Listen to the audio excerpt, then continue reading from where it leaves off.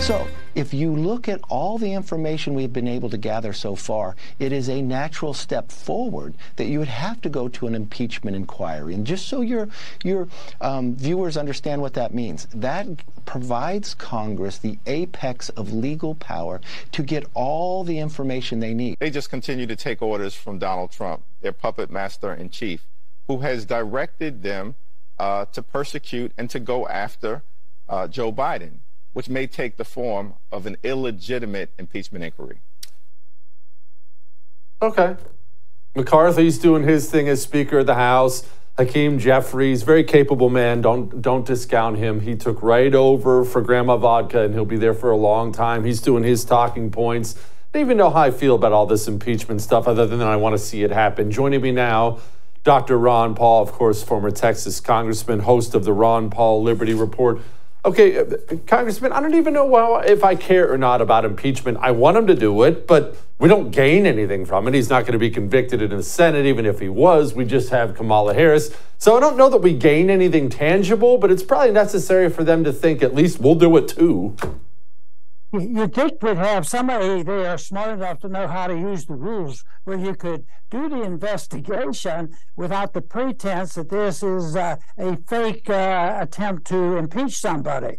The information is very important, and some of them feel desperate that they have to do it this way, otherwise they can't investigate. Why can't they? You know, I think, and I don't know all the details of the rules, but it seems to me like if they were determined, they could. But maybe these difficult questions on answering, they might not be answered until the next election, and maybe there'll be more clout on one side. But I think the information is vital.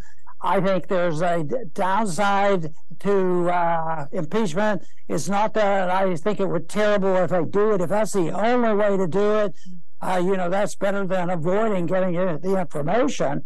But once again, if you have the information, is it going to get out? Will the major networks or the people who want to get the news out, are they going to tell the truth? And most Americans say, no, they're not going to tell the truth, so why should we sweat it?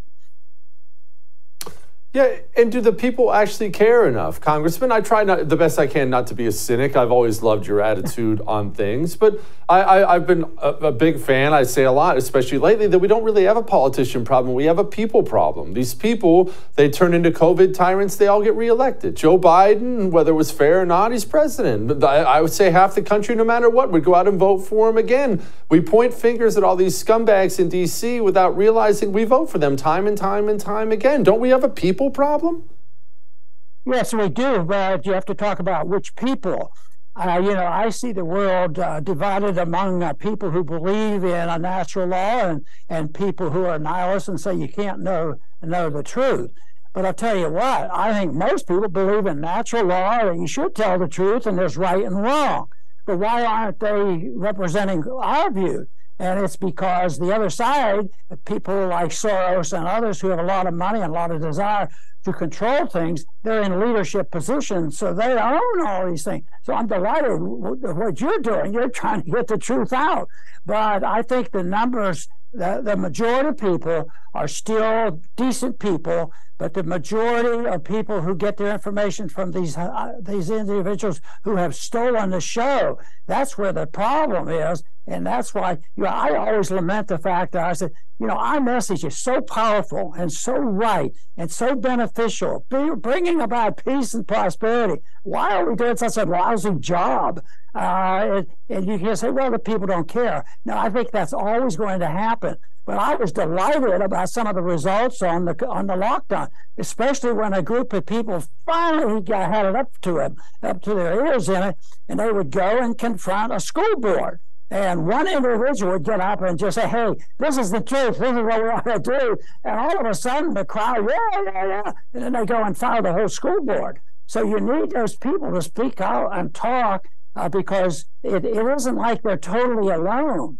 I had one example of that when I was very much alone when I said that we shouldn't be overseas killing people, and maybe we're responsible for some of the nonsense in foreign policy.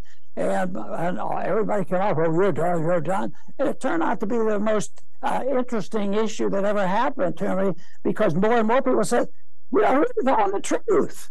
So the people are begging for the truth. They have to have the messages. That's why vehicles like yours that you get and this information out is so important. And if you give up on it, then you're saying, oh, it's not worth it. I think it's worthwhile. As a matter of fact, because I have a secret weapon, I sort of think you should enjoy what you're doing, meeting people who agree with you, figuring out how to do it, and knowing that life is difficult, and there's no reason why you can't enjoy the issue at the same time. I found out that people enjoyed what I was saying at the end of a speech after I scared them to death, because I say we're in bad shape, but this is what you can do. And lo and behold, I strongly believe in the remnant. I think there's always people out there preparing for the repair, but that's what these Marxists are doing. They're preparing, but they're in there and they've already gained the control, and they're in the Department of Justice and our educational system, our medical system, and they have an announcement. But people one by one, it was said once that people go mad in herds, but they only recover one at a time. Well, I'm satisfied to see one at a time. So if I had a congressman, I strongly also believe that you can't wring somebody's neck and grab and say, why are you such a jerk? Why don't you do that? No, I don't believe in that. But if you're knowledgeable, they're going to come and ask you questions. And lo and behold, I had 3 members of Congress actually asked me a serious question. I was a holy man, because they were so far removed from the understanding of liberty and what it means, and they all took the same oath of office, to obey the Constitution. At the same time, they didn't believe in any of it. And even now, what percentage of them really know and understand it? There's not too many, but they're out there, and what we have to do is present the issue to them, give them a chance, and give them a little bit of hope that it's possible. Because I don't want to, I'll never throw up my arms and say the end, because none of us know what's going to happen tomorrow, or the next day. So I think if the people get the message, and you have leaders that want to speak clearly, even now we have 1 or 2 that will speak clearly in the presidential campaign, and they're not going to agree with us who believe in liberty perfectly, but they're speaking much clearer, and you could tell at least they're telling the truth from the way they see it. So that's what we have to encourage. It's a tough fight, though. I understand that. It is. And is it possible to get back to a constitutional society, which everybody wants, when one side, it's not that they ignore it, they just hate it. They know it's there. They know what it says. They have no use for it whatsoever. So they try to destroy it every day. How do I get back into a constitutional society when I share a home with people who have no regard for it whatsoever? Well, you have to do what you can, and people ask me precisely after speeches, what will she do? What do you want me to do? I say, if you agree with the issues, you just have to find something to do, because everybody has talents, and some people would do one thing. Some people get foolish enough to run for Congress, and things like that. And so it has to be done, but it should be understood that doesn't mean that there's going to be a conversion of everybody at one time. So I think that the opportunity is there. As far as when are they ever going to be constitutionalists? The current Congress we have here, other than maybe the 10 or 15, aren't going to be constitutionalists. It's not a relevant idea. That's why people say, how did you stand living with those people and talking to those people? Well, I just didn't pay any attention to them, and I had low expectations. They weren't going to listen to me, so the 3 or 4 that did would. So, but somebody outside of Washington, I found out that I had a couple people listen to me, and I had a couple congressmen change their minds about this. Yes, the being alone is a tough deal, but I think that's the way it is all the time. I just don't think, matter of fact, if it was just somebody could turn the switch and everybody's turned on, but no, the average person. But you have to have a consensus by the people. The government does reflect the people, and I think that's what you see and you're frustrated with. The people are going along with it. but they aren't the people that are directing the issues. The issues have to be directed when you have a freer society. And right now, I said when I left Congress, the greatest threat to us is the violation of our First Amendment rights. Because if we have our right to speak out and reach people, which we still do, I still have my program, but you have your chance to talk. I said, it's still there, and it's up to us. I always lament the fact, how come we're not doing a better job? I mean, we have a powerful message, and it's mainly because people are overly rigid, and they do get addicted. The welfare warfare state, it's not people on food stamps and living in the streets. That's part of it, but it's those corporate organizations and the military-industrial complex, the pharmaceutical companies, and all these people. And now I think that right now the conditions are really tough, but they're going to change. So I don't think the collapse is coming. Collapse are coming. And the classical or the cultural Marxists, they say that's good. It gives us a chance to build our ideal social system. And I say good. It's about time that our freedom issues come alive once again. And there's a lot of organizations.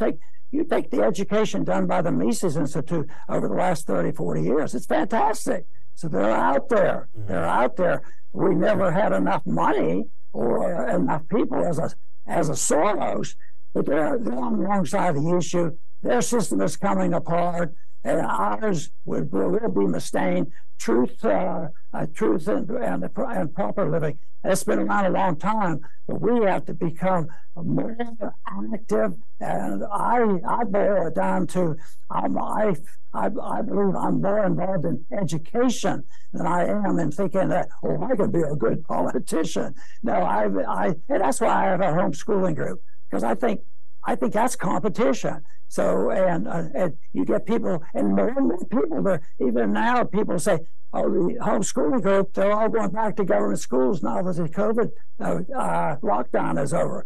I don't think that's going to be the case. There's stories now that show that they're not happy with it, and they're looking for alternative education. And there's still enough ways to find it. As bad as the internet is, it's still, I have to rely on it. I rely on it. It gives me leads, and it's beneficial. So, and I reach a few people. It's not gigantic, but a few people. So it's not purely a numbers game. It's a quality game. Yeah. Congressman, thank you so much. Please come back soon. I appreciate you very much. Thank you. I have great news. If you enjoyed that, I have a YouTube channel you can subscribe to. Whatever I do, it'll be right there on YouTube. So go subscribe today.